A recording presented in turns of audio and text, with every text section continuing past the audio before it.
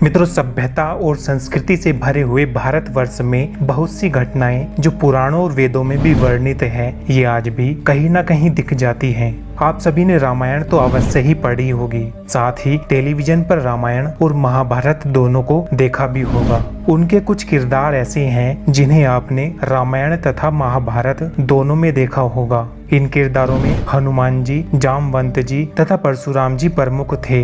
इनमें से हनुमान जी और परशुराम जी को चिरंजीवी अर्थात चारों युगों में जीवित रहने का वरदान प्राप्त है और ये आज भी सशरीर इस धरती पर मौजूद हैं। लेकिन ये कहाँ रहते हैं, इसके बारे में किसी को जानकारी नहीं है, या फिर ये कहिए कि कलयुग का मनुष्य इनके दर्शन नहीं कर सकता। मित्रों, आज की इस वीडियो में हम आपको ऐसे रहस्यमय स्थान पर लिए चलते हैं जिसके बारे में कहा जाता है कि यहाँ भगवान परशुराम जी का फरसा आज भी मौजूद है। मित्रों, ये स्थान इतना रहस्यमय है कि यहाँ पर पुरातत्व वैज्ञानिक जब रिसर्च करने पहुँचे तो उनके साथ यहाँ कुछ ऐसा हुआ कि उन्हें रिसर्च को बीच में ही रोककर भागना पड़ा। आखिर यहाँ ऐसा क्या हुआ था जिसे देखकर बड़े बड़े वैज्ञानिकों के भी होश उड़ गए थे, और यहाँ रिसर्च में ऐसा क्या मिला जिसे देखकर सभी को उल्टे पैर भागना पड़ा। इन सभी सवालों के जवाब जानने के लिए इस वीडियो को एंड तक जरूर देखें। नमस्कार मित्रों, मैं हूँ रवि शर्मा और आप देख रहे हैं एक्स्ट्राऑर्डिनरी तथ्य। मित्रों, चैनल पर यदि आप नए हैं तो चैनल को सब्सक्राइब करके नोटिफिकेशन बेल को ऑन कर ले, क्योंकि हम ऐसी ही सनातन धर्म से जुड़ी जानकारियाँ आपके लिए लाते रहते हैं। मित्रों, भारत देश में सैकड़ों रहस्यमय मंदिर हैं जिनके रहस्यों को बड़े बड़े वैज्ञानिक भी नहीं सुलझा पाए हैं, और कुछ जगह तो ऐसी हैं जहां वैज्ञानिकों को भी अपनी खोजबीन को रोककर भागना ही पड़ गया था। दोस्तों, जो लोग ये कहते हैं कि भगवान नहीं है या हिंदू धर्म ग्रंथों में कही गई बातें झूठी और काल्पनिक है, उनके लिए ये वीडियो एक करारा जवाब है। जिन लोगों को भगवान परशुराम सहित अन्य सभी चिरंजीवियों के होने पर संदेह है, आज की इस वीडियो को देखकर वो चौंकने वाले हैं, क्योंकि आज हम आप सभी को एक ऐसे स्थान के बारे में बताने वाले हैं जहां भगवान परशुराम जी का फरसा तथा उनकी मौजूदगी का रहस्य आज भी बरकरार है। मित्रों, ये घटना है सन 1989 की। झारखंड की राजधानी रांची से करीब 150 किलोमीटर दूर गुमला जिले में एक पहाड़ी पर टांगीनाथ नामक एक स्थान है। पुरातत्व विभाग को जानकारी मिली कि टांगीनाथ धाम में रामायण और महाभारत काल की कुछ चीजें जमीन में मौजूद हैं, जिनमें से भगवान परशुराम जी का फरसा तो जमीन से ऊपर ही दिखाई दे रहा है। कुछ लोगों ने इसे उखाड़ने का प्रयास किया, परंतु उखाड़ नहीं सके, क्योंकि ये कितनी गहराई तक गड़ा है इसके बारे में कुछ पता नहीं चल पा रहा था। ये जानकारी मिलते ही पुरातत्व वैज्ञानिक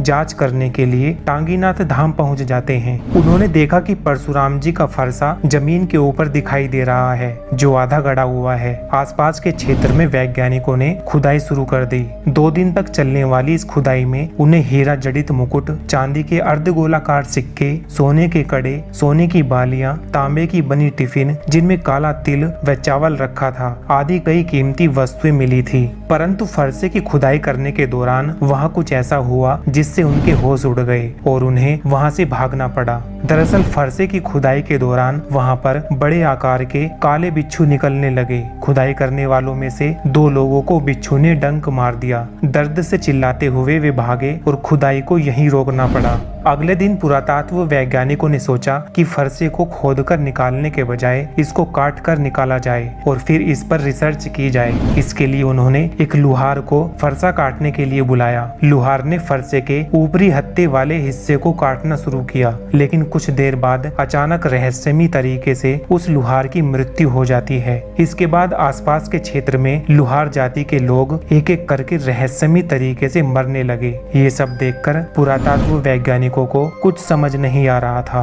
कहा जाता है कि इसके बाद उन्होंने फरसे के आगे शीश झुकाया और क्षमा मांग ली तथा रिसर्च को यहीं रोककर चले गए। उधर आसपास के क्षेत्र में लगातार लोहार जाति के लोग एक एक करके मर रहे थे, इसलिए वे सभी दहशत में आ गए। कहा जाता है कि इसके बाद इस क्षेत्र के 6 कोस दूरी तक के लोहार जाति के लोग अपना अपना घर बाहर छोड़कर दूसरे स्थानों पर चले गए, और आज भी टांगीनाथ धाम से लगभग 20 किलोमीटर के दायरे में कोई लोहार जाने की हिम्मत नहीं कर पाता। इस घटना से सबक लेते हुए स्थानीय लोगों ने जमीन की ढलाई करवा दी और उसी ढलाई में फरसे का टूटा हुआ हिस्सा भी स्थापित कर दिया। दोस्तों, पुरातत्व विभाग की खुदाई में मिली सभी वस्तुएं आज भी डुमरी थाना के माल खाने में रखी हुई है। खुदाई के अचानक बंद होने और वस्तुओं को माल खाने में पड़े होने के पीछे क्या वजह थी, ये आज भी रहस्य ही है। परशुराम जी का ये फरसा बिल्कुल खुले आसमान के नीचे है, जो बारिश में भीगता भी है। इस पर सूरज की धूप भी पड़ती है, लेकिन परशुराम जी के इस फरसे में आज तक कभी जंग नहीं लगा। ये भी किसी रहस्य से कम नहीं है कि हजारों सालों की प्राकृतिक आपदाएं सहने के बाद भी ये पूरी तरह सुरक्षित है। मित्रों, ऐसा माना जाता है कि यह फरसा भगवान परशुराम ने यहाँ खुद गाड़ा था। भगवान परशुराम का टांगीनाथ धाम से क्या रिश्ता हो सकता है, ये शोध का विषय है, लेकिन यहाँ उनके आगमन की एक बहुत ही दिलचस्प कहानी कही जाती है। ऐसा माना जाता है कि माता सीता स्वयंवर के दौरान जब भगवान राम ने शिव जी का धनुष तोड़ा तो उसकी भयंकर ध्वनि सुनकर परशुराम जी जनकपुरी पहुंच गए। वे शिव जी का धनुष तोड़े जाने से नाराज थे, क्योंकि शिव जी ही परशुराम जी के गुरु थे।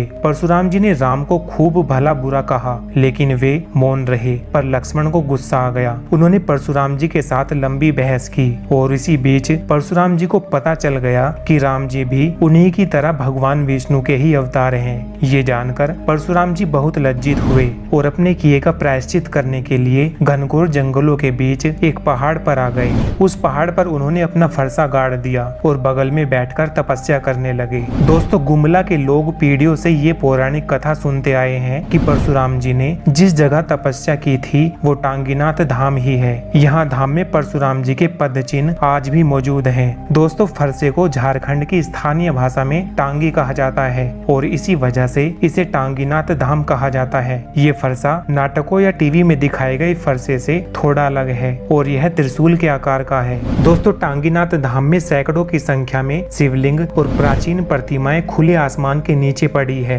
ये प्रतिमाएं उत्कल के भुवनेश्वर, गौरी केदार आदि स्थानों से खुदाई में प्राप्त मूर्तियों से मेल खाती है। मित्रों, आज भी इस धरती पर ऐसी ही अनेक निशानियां मौजूद हैं, जिनका संबंध बीते तीनों युगों से माना जाता है। मित्रों, ये वीडियो आपको कैसी लगी हमें कमेंट बॉक्स में जरूर बताएं। मिलते हैं आपसे अगली वीडियो में कुछ और जानकारी के साथ। तब तक के लिए जय हिंद, जय भारत, जय श्री राम।